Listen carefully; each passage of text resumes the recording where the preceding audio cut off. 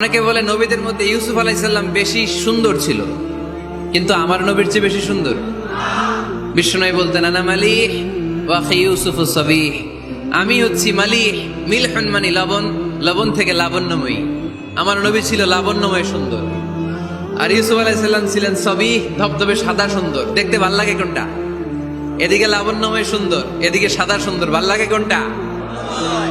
ইউসুফ আলাইহিস সালামের চেহারা দেখে মিশরের মেয়েরা এত সুন্দর নবী ইউসুফ আলাইহিস সালামকে দেখে লেবু কাটতে যে আঙ্গুল কেটে ফেলেছিল। কোরআনে এই কথা আছে না নাই?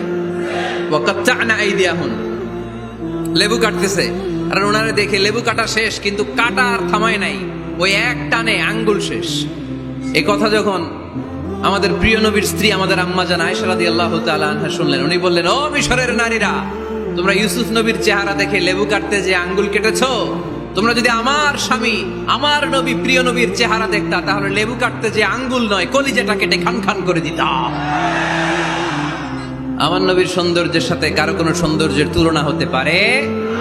তবে তিনি মানুষ ছিলেন। কি ছিলেন? আকীদা ক্লিয়ার? কথা বুঝতে পেরেছেন? এজন্য কোরআন বলে, কুল ইন্নামা আনা বাশারুম মিসলুকুম ইউহা ইলাইয়া আন্নামা ইলাহুকুম ইলাহুম ওয়াহিদ। ও নবী, আপনি বলে দেন, নিশ্চয় আমি তোমাদের মতোই মানুষ, কিন্তু পার্থক্য হলো আমার কাছে ওহী আসে, তোমাদের কাছে আসে না। ঠিক কি না?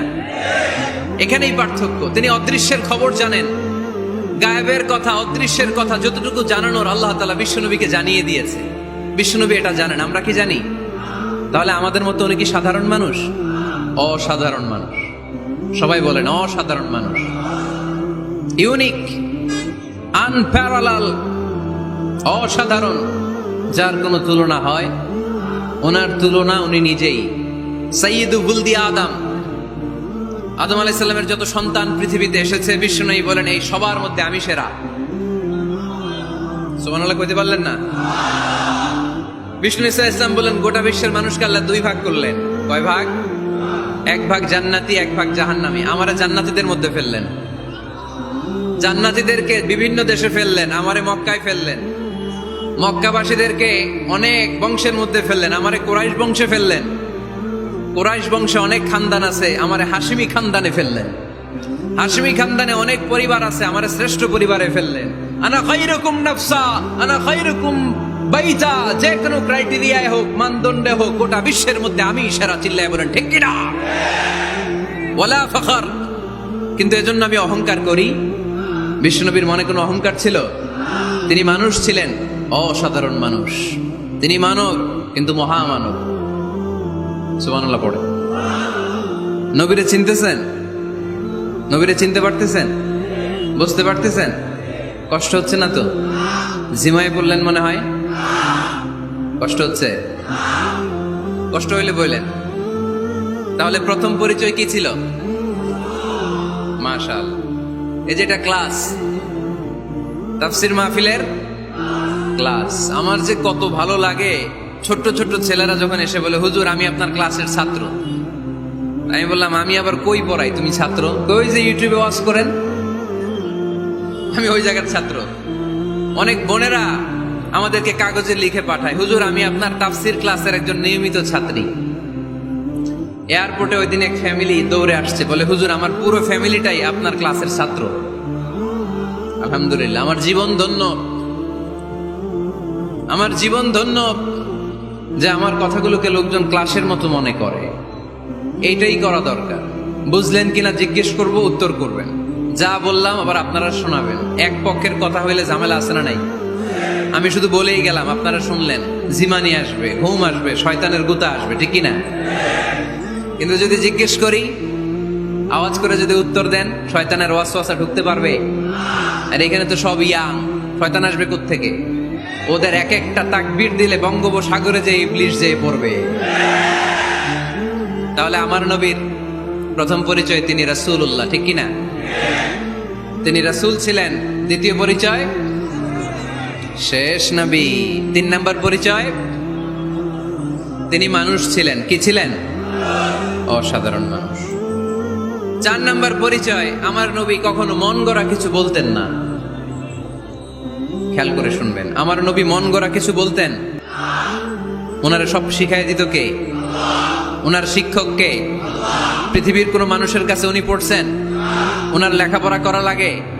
আরে লেখাপড়া করা লাগে তো আমাদের লেখা লাগে, আমাদের পড়া লাগে। নবীর লেখা লাগে না, নবীর পড়া লাগে না, কারণ নবী আমাদের মতো সাধারণ না, তিনি অসাধারণ মানুষ। চিল্লায় বলো ঠিক কিনা? কোন শিক্ষকের কাছে উনি যান নাই, কোন উস্তাদের পদপ্রান্তে যে বসেন নাই উস্তাদ বলে, কারণ ওনার উস্তাদ একজন। চিল্লায় বলেন তিনি কে? তিনি মন গড়া কিছু বলেন না। He was guided by revelation, by ওয়াহি। তিনি ওহী দ্বারা পথ প্রদর্শিত হয়ে কথা বলেন। না জানলে চুপ থাকেন। আমাদের একটা বদ অভ্যাস, না জানলেও আমরা বলি, আছে না নাই? আমি জানি না, এইটা বলতে এত লজ্জা লাগে আমাদের, এত লজ্জা লাগে, এত লজ্জা লাগে। এখন থেকে এইটা প্র্যাকটিস করবেন, বলবেন যে আমি জানি না। আসলেই তো আমি জানি না। আমি কি জানি? জানে তো একজন, তিনি কে? আমি জানি, আমার যে বড় কেউ নাই, এটা বললেই খবর আছে। এরকম বলে শয়তান। এরকম বলে কে? মুসা আলাইহিস সালাম ওয়াজ করতেছিলেন উম্মতের মাঝখানে। এক উম্মত দাঁড়ায় বলে, ইয়া নবী আল্লাহ, মান আ'লামু ফিল আরদ। হে নবী মুসা, একটা প্রশ্ন। কি প্রশ্ন? আপনি বলেন তো বর্তমান পৃথিবীতে সবচেয়ে বড় জ্ঞানী কে? এই স্টপ। আপনি বলেন তো সবচেয়ে বড় জ্ঞানী কে? মুসা আলাইহিস সালাম বলে আমি। মুসা আলাইহিস সালাম কি বললেন? আসলে ভুল বলেন নাই, কারণ যাকে আল্লাহ কোন এলাকার জন্য নবী বানিয়ে পাঠান, তাকে তো ওই এলাকার সবচেয়ে বেশি জ্ঞান দিয়েই পাঠান, ঠিক কিনা? কিন্তু আল্লাহ চেয়েছেন মুসা আলাইহিস সালাম এইভাবে না বলে যদি এরকম বলতো, আল্লাহু আ'লাম, আল্লাহ বেশি জ্ঞানী, তাহলে আল্লাহ বেশি খুশি হতেন। যখনই বললেন আমি, আল্লাহ ডেকে বললেন, মুসা নো, তুমি সবচেয়ে বেশি বড় জ্ঞানী না। ইযহাব ইলা মাজমাইল বাহরাইন, দুই সাগরের মিলনস্থলে একটা জায়গা আছে, ওখানে আমার এক বান্দা আছে যে তোমার চাইতেও জ্ঞানী। ইসমুহু খদির, তার নাম খদির, যারা আমরা বাংলায় বলি খিজির। খিজির আলাইহিস সালাম বলি না, আসলে ওনার নাম কি? খদির। খদির মানে এভারগ্রিন, সবুজ। উনি কোন জায়গায় বসলে ওইখানকার হলুদ ঘাসগুলো মুহূর্তে সবুজ হয়ে যেত। গাছপালা না জন্মালে ওদিক দিয়ে হাঁটলে সবুজ গাছপাতা জন্মাতে শুরু করতো। তাই কখনো বলা যাবে না আমি সব জানি। সব জানে একজন, তিনি কে? আমার নবীর 4 নাম্বার পরিচয়, উনি মন গড়া কোনো কথা বলতে জানতেন। নবীরা মন গড়া কিছু বলে? কোন নবীর কথার সাথে কোনো বৈপরীত্য আছে?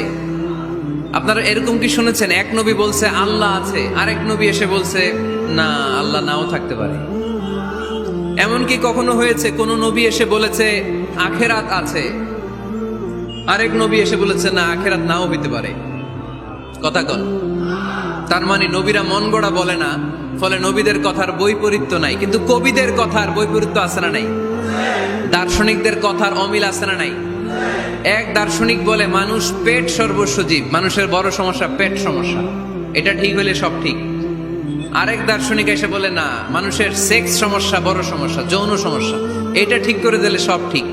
আরেকজন এসে বলে না, পেটও না, যৌন সমস্যাও না, মানুষ আসলে মানুষই না, মানুষ হইল বান্দর। তাহলে দেখেন, 3 দার্শনিক 3 কথা বলছে, ঠিক কিনা? কিন্তু পৃথিবীতে যে লক্ষাধিক নবী, একজনের কথার সাথে আরেকজনের কথার কোনো অমিল আছে? কারণ নবীরা দার্শনিকদের মতো মন মস্তিষ্ক প্রসূত মন গড়া কথা বলে না। তাদের কাছে কথাগুলো আসে একটা হেডকোয়ার্টার থেকে। হেডকোয়ার্টারটা কার? এজন্য আল্লাহ বলেন, ওয়ামা ইয়ানতিকু আনিল হাওয়া ইন হুয়া ইল্লা ওয়াহিয়ুন ইউহা। আমার নবী মন গড়া কিচ্ছু বলেন না, আমার কাছ থেকে ওহী পেয়ে তারপরে তিনি মুখ খোলেন। সুবহানাল্লাহ পড়েন আওয়াজ করে।